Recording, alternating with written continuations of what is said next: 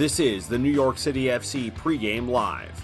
Tonight, New York City open up the League's Cup group stage as they host Atlas in a Campeones Cup rematch.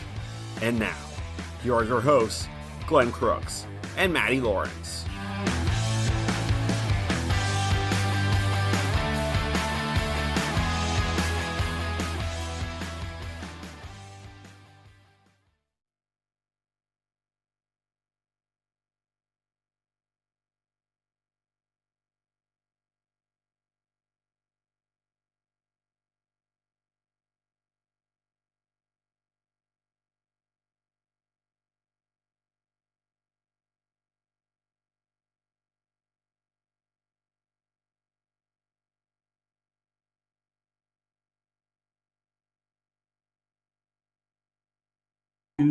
To nothing.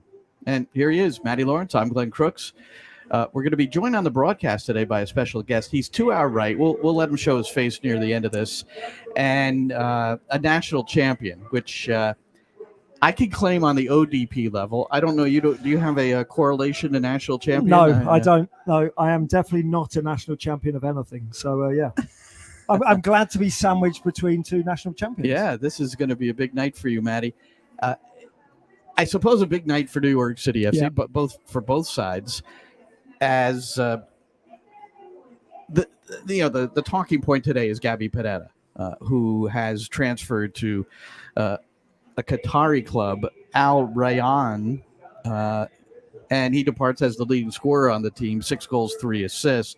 We'll get into their last game a little bit and a couple of the people who have been added recently, one of whom may well play tonight, but Pereira.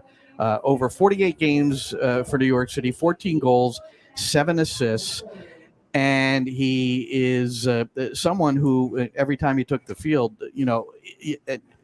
this season in particular, was the one guy that it looked like you could count on. He was the only player playing with confidence in the front 4, front 5, whatever you want to say. He was the only guy who, when he had the ball in front of goal, that you thought he may actually hit the back of the net. Yeah. The 6 goals prove it, the top goal scorer. It's a crying shame to lose Pereira, of course. I know there's a new centre forward coming in, but he needs to ingratiate himself with the football club, with the town, with the city, and the league. So yeah, it's a massive loss, Glenn. Yeah. So Pereira, and this was something that 10 days ago is the first time that it had really come into the view of New York City FC. And along the way, it became apparent that this is what Gabby Pereira wanted to do. He makes $650,000 in MLS.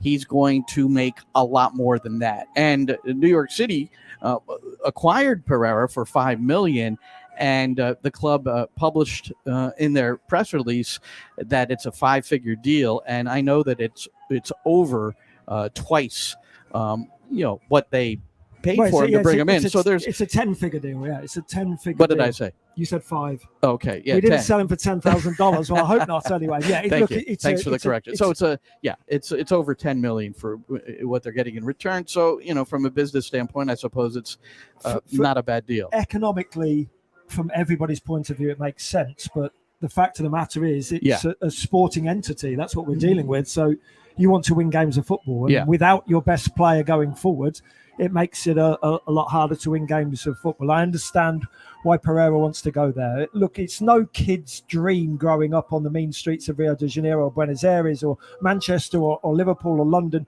to go and play in Qatar. But when somebody throws $3, $4, $5, $6 million a year at you, you understand why you feel it's in your best interest, not only yourself personally, but for your family as well. You're taking care of your family, your parents, your grandparents, your children when they come along. I know he's too young to have children, or he doesn't have any anyway. He's not too young.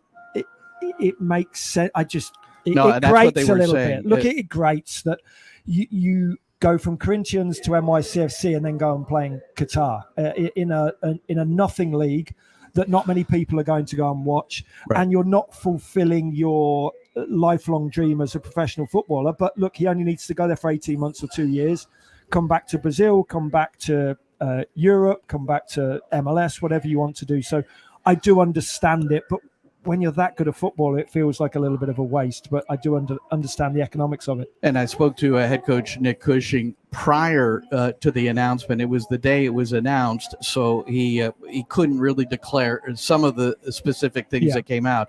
But this was what he thought about Pereira departing. He was not at training when we went on Saturday. First and foremost, Gabby's not with the group. He is away signing with a different club. I think the details, it's not appropriate for me to go through the details now, but I think the team, we've been really clear with the team around our desire to improve football players and our desire to, through improving individuals, be a really, really good team. And I think we've seen that with the likes of Tati Castellano and him now, moving to Girona and now going to play Champions League football in Italy.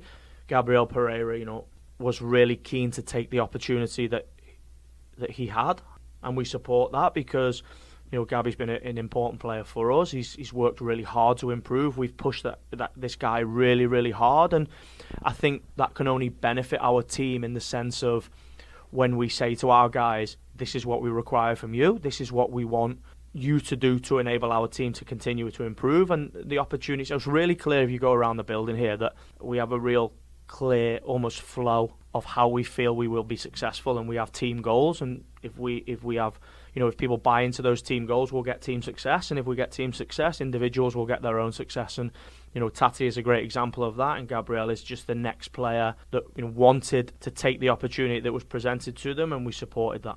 It was a good deal for both parties. Good deal for both parties, but again, the guy, the highest contributing attacking player, is no longer with you, and we'll get to the new striker in a moment.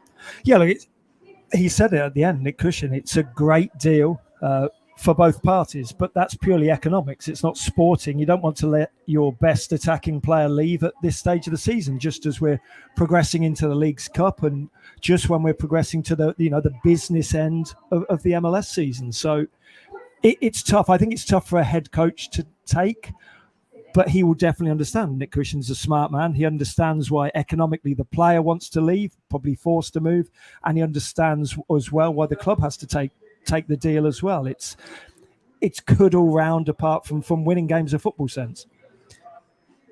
Well, let's talk about the new guy who, as you can see, if you're watching this in the lower third, as the starting 11 and substitutes have been announced. Mounsaf Bakrar. He's the striker, Algerian, coming from the Croatian Premier League. And he's on the bench tonight. And the feeling I got, even though he didn't arrive until Wednesday of this week, Matty, Thursday physical, Friday more of a light kind of agility, fitness sort of workout, and then a full team training session yesterday. But I get the impression that Nick Cushing is anxious to at least get him to get a smell, get a whiff of playing in the States. Absolutely. You don't bring somebody in unless you're going to maybe not force, but get them into the lineup, whether it's just 5 minutes here, 10 minutes there. You want them to be playing. You want them to ingratiate themselves within the football club and within the competitive elements, whether it's Leagues Cup or MLS. And especially when you look at the situation NYCFC are in right now without a true centre forward. Yes, Gabe Seagull, but he's making his way in the game. I don't think it's disrespectful to him to say that he's not a tried and proven centre forward. Bakrar is a relatively tried and proven centre forward in the Algerian league, in the Croatian league.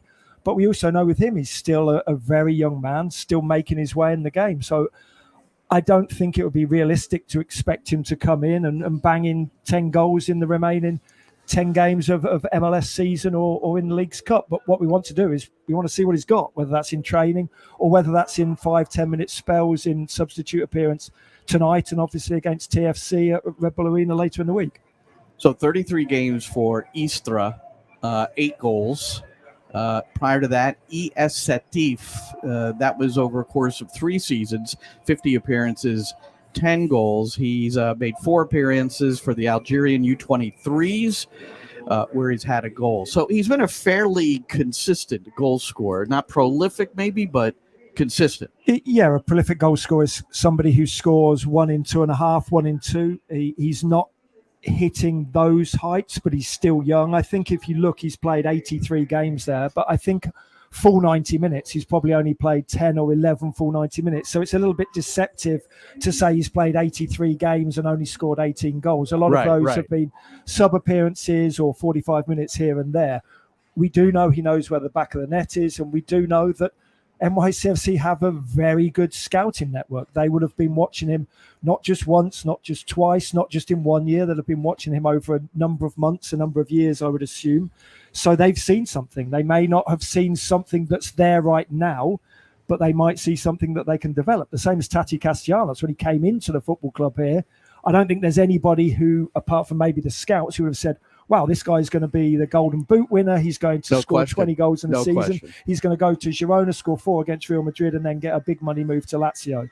That's what a scouting network is. That's what scouts do. They foresee, or they hope to foresee, future talent. The one thing that David Lee bumped into him yesterday, sporting director, one thing he said about Bakrar as well is how he will work hard defensively to lead the line, that he's just will do the Tati Castellanos type of work up front, which that's probably what they were looking for, as well as a goal scorer, for sure. We always talk about it. You defend from the front. You don't defend as just a defensive unit. You defend as a team unit, and you defend from the front. And there was no better player than Tati Castellanos for doing that. Possibly somebody like Luis Suarez did a similar job. But Castellanos was magnificent. I always said to you, Glenn, whenever we were on air, I would never have wanted to mark him. Forget his goal-scoring prowess. It was because you'd have walked off the field with a broken nose, a bruised cheek, cuts all down your shins. And I don't mind that. I like getting in a physical battle, but that's what you would get from him. And I think that is what NYCFC have missed. Of course, along with the goals, don't get me wrong, but just that physical element and that sheer desire to win. I don't think there is that out there on the field right now. Before we get to the Philadelphia loss, that's the most recent game. New York City had 8 games without a loss. 7 of those were draws heading into that Philadelphia game last weekend, which they ended up losing 2-1. But they've played well along the way. Burke Risa, one other addition, that's the left central defender. They've talked about that spot for a long time. They first spoke to Risa in April, couldn't quite come to terms, re-engaged the discussion, and now it's reached fruition. He's not here yet. They're not quite sure when he's going to arrive. Certainly, with this League's Cup, this is really, you're trying to win the League's Cup, but it's a wonderful time to integrate new players, right? Yeah, it's a great time to integrate players. And it's a great time to get visas sorted, to get international clearance sorted. It doesn't matter massively if it takes 2 or 3 weeks, because he's not missing any MLS games. You want to get the players in as soon as possible, into games if you can, but into training, into the country first and foremost. So it's a nice span of time. When's the next MLS game? Well, he was in the country briefly. He was in the stands at Subaru Park for the Philadelphia Union 2-1 win over New York City. That's when it became obvious that he was going to. And the number one, this is going to be interesting. We'll talk more about him when he gets here. But he is the trait they are most attracted to is that he's a ball-playing center back, not necessarily his defensive prowess, but more on the attacking side. Yeah, and that's the way NYCFC play, and that's the way Nick Cushing wants to play. He wants Luis Barraza to roll the ball out of the back, and he wants the centre halves to be comfortable on the ball. I think that's something that has been missing, specifically on the left-hand side, because there's nobody who's left-footed. It's impossible to be comfortable playing out of the back on the left-hand side if you're not comfortable on your left foot. And whether it's Tavon Gray, whether it's Martins, whether it's Chenot, nobody is truly comfortable getting the ball out of their feet onto their left foot. And whether it's curling balls into the channels, whether it's just fizzing the ball into central midfield, nobody truly wants to do that. You see it with Chenot and Tavon Gray. More often than not, they chop it back onto their right foot, and then we'll play from there. And it's very easy to defend that because you know where they're going. So it remains to be seen. We'll have to wait until the start of the match and they line up to see if it's Gray on the right and Martins on the left, or vice versa in their back three with Chenot in the middle. All right, just a couple of things from last week. For the second consecutive week, first it was Justin Hack, and then last week, down 2-0, making it a game, homegrown Andres Jason, his first career. Herrera, step over move, now back heel. He beats Elliott cleanly, goes to the byline, the cutback, the shot, it's blocked, the follow! Andres Jason has it! His first career goal! The rebound right back to Jason, and he buried it! That he did. Good finish from Jason. A great finish. He should have scored a few more. Yep. But along the way, that's for certain along the way. Yeah. But he reacted very quickly. The first shot was really well blocked by Bizo, but he reacted quickly on his weaker foot, on his left foot, and he absolutely buried it. It's good to see homegrown players getting their opportunities and scoring goals. It's been a long wait, and two have come along all at once.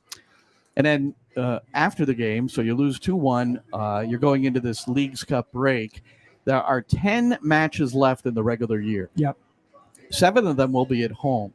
And after the loss to Philadelphia, head coach Nick Cushing addressed the and there's been a lot of people trying to figure out, well, how many points you need to get in order to get to the playoffs. Right now in 13th place, you're below the playoff line, and many of the teams around you have games in hand. So here's how he addressed the 10 games, and can we win 7 out of 10 games to conclude the season? I think we've got to improve the team. I think we have shown progression in how we can dominate football games. I think, again, 6 goal chances to 2 is, we're a high possession team. We want to have more ball than the other team.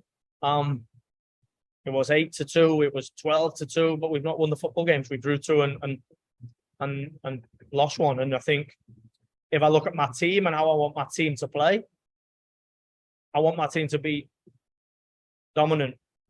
But, we give 2 really poor goals away and we don't win. Do I think we can win 7 from 10? I think we can win every football game. I thought we could win today.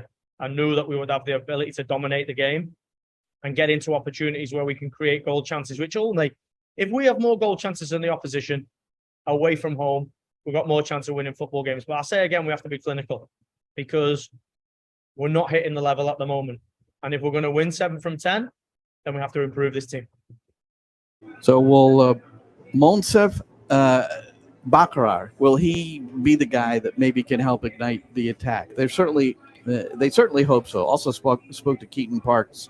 I don't have the clip queued up, but he talked about taking even more of a role. He's getting in the box a lot more, but he wants to score more frequently. He wants to score out of the midfield more frequently, mostly because he sees the fact that the team's not scoring. Yeah, and that's the trouble, isn't it? I think at times people are snatching at shots, whether that be defenders or holding midfielders, because they know it's on everybody's head to score goals because there isn't a Tati Castellanos up there. Yes, of course, it can't hinder a centre-forward coming into the team back there, but whether he's going to be the guy who, as I say, scores 6 or 7 in the remaining 10 games in MLS. And Nick Cushing's not stupid. He understands the problem. It's not the playing well or the playing badly. It's the lack of clinical finishing inside and predominantly inside the penalty area. And as a coach, there's not a great deal you can do about that. You practice finishing, you practice crossing and shooting, and psychologically you talk players who just get in that feeling of hitting the back of the net. I've talked to you before. Any centre forward that I played with, when they went through a bad spell, they just go and put 50 balls on the 6-yard box, just get used to hitting the back of the net, that feeling of striking through and hearing it and hearing the back of the net ripple. I'm a believer in that, Matty. Absolutely. Practice makes perfect. Practice makes permanent. It's very, very hard for a coach to get players to be more clinical. Well, and there's a guy in the lineup here who was not even in the squad last week, and we wondered and even pondered whether it might be his last game in New York City. But a message was sent. Tylus Magno, he, according to Nick Cushing, had a fantastic week of training. You see he's back in the starting lineup, back in the squad. And I think certainly improved production from Magno could go a long way over those final 10 games. Absolutely. It's been a tough season for him, and I think you can see it's wearing him down. I think you see that, I've talked about it before, I don't want to say depressed, but he's certainly been unhappy with how he's playing and what's going on around him. Now, I think it's important that he starts performing, but we can't forget that he's a young man making his way in his career. The expectancy level, however much money he gets paid, and we can't just rely on one young man to score goals. Yeah. There needs to be a bunch of players performing, and he's just one of them. And the drought has continued for Magno, who hasn't scored a goal since April the 22nd. Well, that's going to do it for us here on NYCFC Pregame Live. Ian, come over and just stick your head in here. This is Ian McIntyre, everybody. And in about 10 minutes, we're going to start our pregame for our live commentary on the New York City FC Network. Ian is the head men's coach at Syracuse University. They are the national champions. They're the defenders. So whether they had a target on their back or not in the past, they certainly do now. And then, Matty, you and Ian go fairly way back. A long Hardwick way boys. back. Hardwick boys, and is then before that as well, we were England under-18 roommates as well. See that? I know. So yes. Wow. Who was the better player? Probably that guy back there. Certainly when we were younger, that guy back there, he certainly had more influence on the game. So you than developed, I did. but then you developed and had a better developed career. Is that what you're going to say? A bit later, yeah. Our paths went separate ways. Ian into coaching and mine into playing. Well, it's gone well for both of you, and Ian would look forward to it. And our commentary starts soon. It's New York City playing host to Atlas. Big game. Citi Field. Here it is. I'm Glenn Crooks for Matty Lawrence, Ian McIntyre. Chris Sakonis also with us today on the broadcast from Citi Field. Great to have you with us, and enjoy the game, everybody.